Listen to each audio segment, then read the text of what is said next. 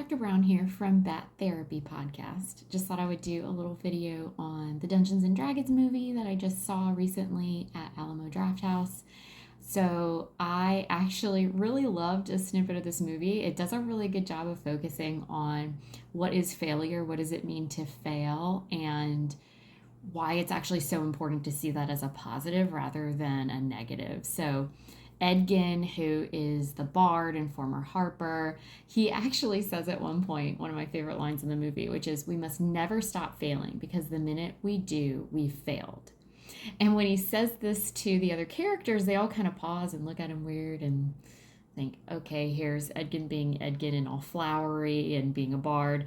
But I really chuckled to myself because this is like 100% how I am as a therapist, because it's all about turning the page and about taking what we've done before, learning from it, trying again.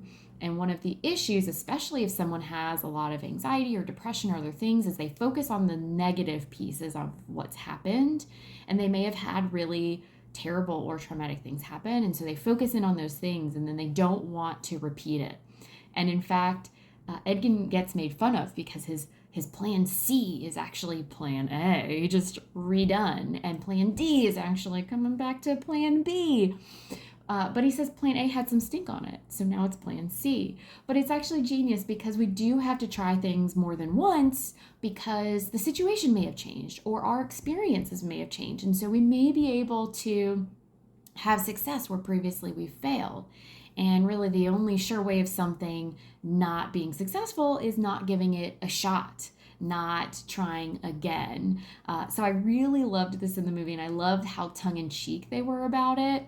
But it's so true. Being the planner of the group, as Dork got confused about, you have to be willing to make bad plans. You have to be willing to have failure. Without that failure, you're not going to have success.